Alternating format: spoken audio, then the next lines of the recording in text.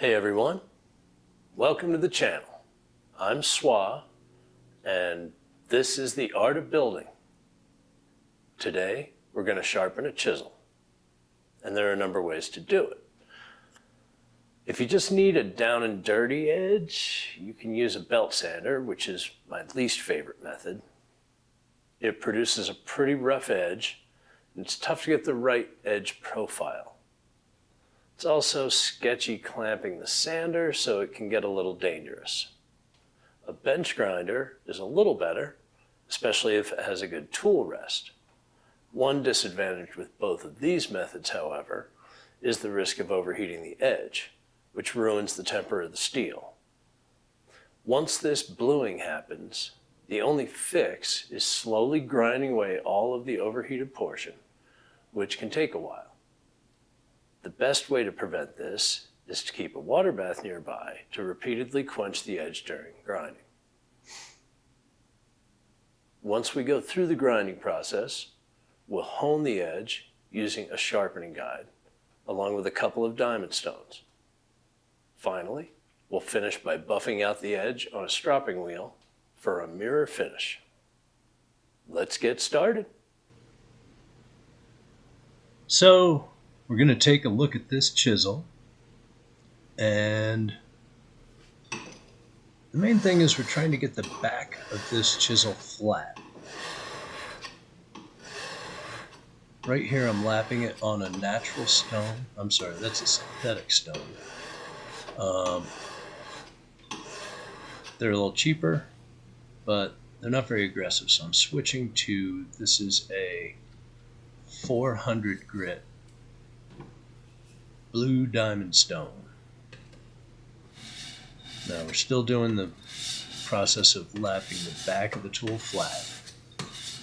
This keeps the edge from being rolled over from the back, so if you're trying to cut with it, and you're trying to lay it flat on a piece of wood and shave things, you need the edge to come all the way to the back. You can't have it sharpened from both faces.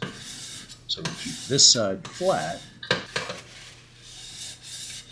and then we will work on grinding the beveled edge, and that will create our profile and the cutting angle of the tool.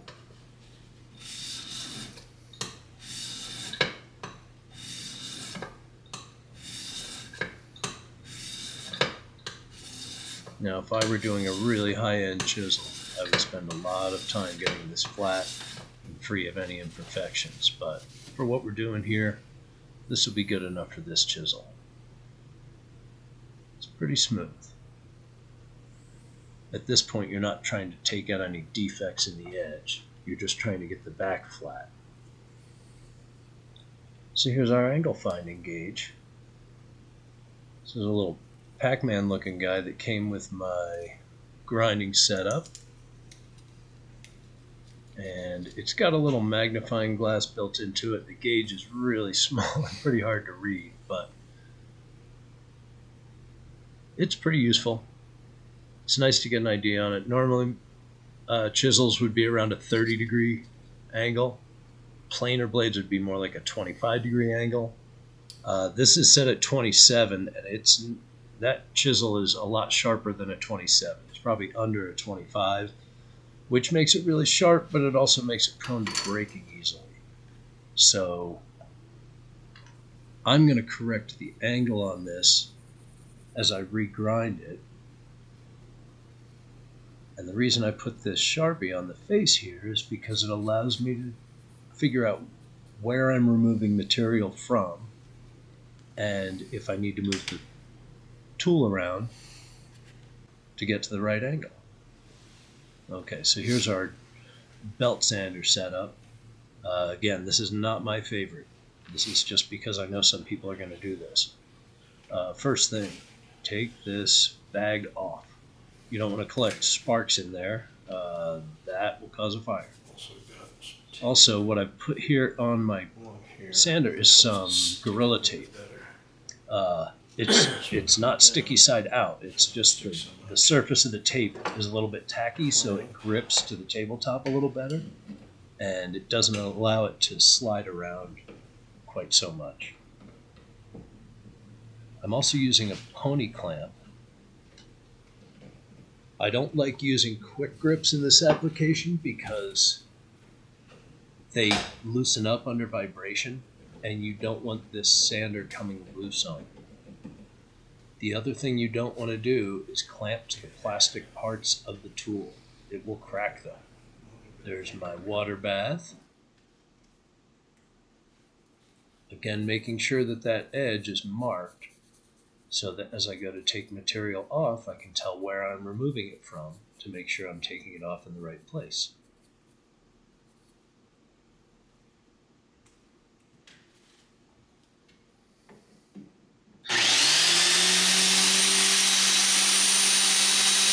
Now the belt is spinning away from the cutting edge.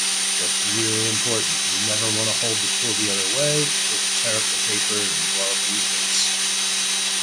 Also, I'm holding my finger directly on the back of the blade near the edge. This will let me know as soon as it starts to overheat, and then I can clench it in the water bath and keep it from getting too hot too quickly. Now I'm just going to do a little bit of this to show you an example. This is really only something I would do on the job site if I'm using a chisel to sharpen in a hurry and really care too much about the cutting capabilities of it. Next, we're going to take a look at the grinder, which is also, it's spinning at high RPMs. There's no water cooling, so you can burn this edge really easily. You want to make sure that you go in gradually, and because there's a tool rest, I can hold this tool with the stone cutting towards the chisel. If I didn't have a tool rest, this would be dangerous because it catches and you rip the tool out of your hand. So always make sure to support the tool properly. Now this is my preferred method.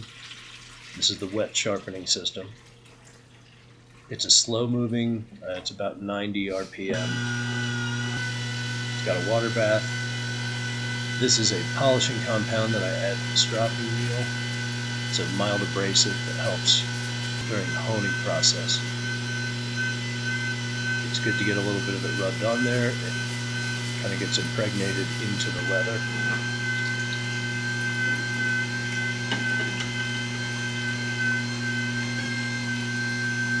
And the first part is to get the arm adjusted, get the tool adjusted so that it sits at the correct angle. Now this gauge that comes with this grinder tells me when it's in the right position to get that 27-degree angle that I'm looking for.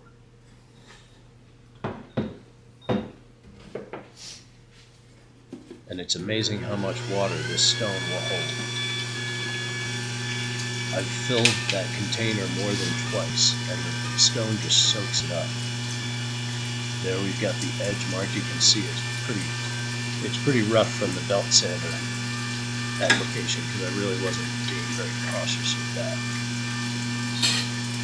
But now that we get it in the tool holder on the tool rest, you can keep even pressure on the tool. You move it side to side so it doesn't create a divot in the center of that stone, and it wears even. Let's take a look.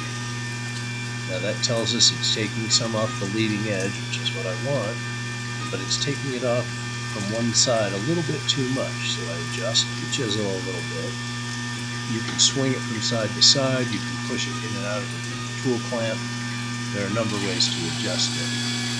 But you're trying to get it so that it's taking the same amount of material off each side and leaving the tool with a square edge, so that the leading edge, the cutting edge, is square to the side of the tool.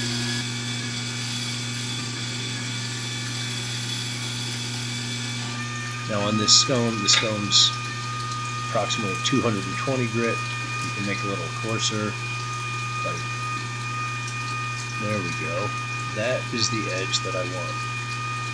Now I'm not taking it off all the way to the heel because I'm changing the angle of this. It's not necessary right now. I can do that, but it takes a lot of time, and I can just take the remaining material off the next time that I sharpen it.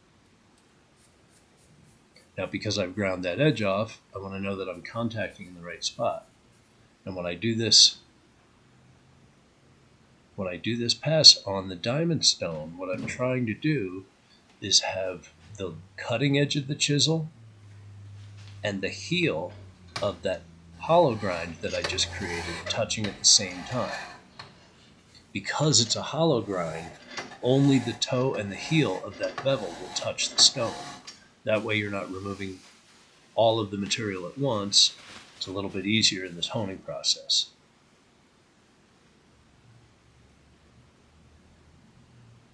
There you go. That's taking it off the heel and the toe. Remember, it's not the heel of the chisel, it's the heel of the bevel that I just cut. Normally it would be at the heel of the chisel, but I don't feel like taking off all of that material and taking it out.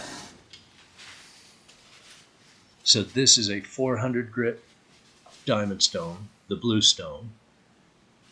And then we'll shift to the 600 grit red stone.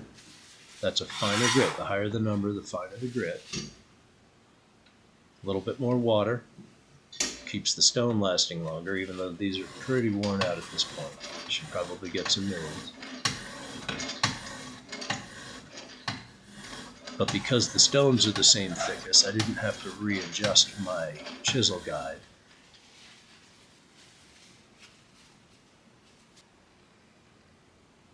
Now we can see that that is a pretty straight, clean edge.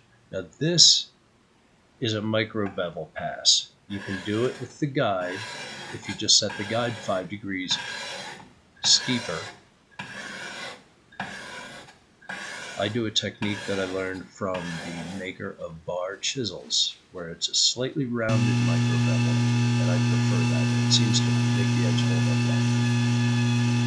Now, we're finishing up on the stropping wheel.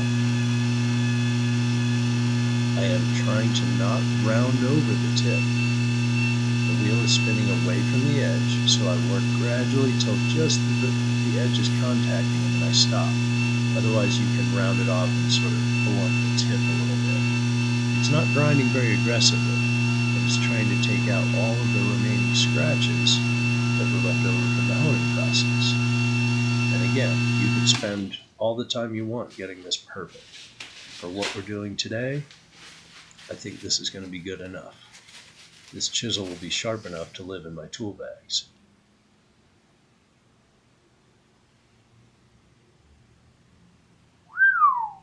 That is a beauty.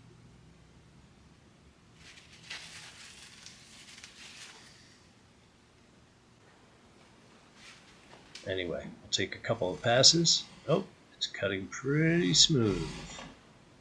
Looks like a whip.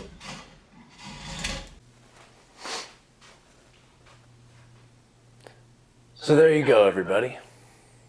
There's a video that breaks down the basics of sharpening a chisel.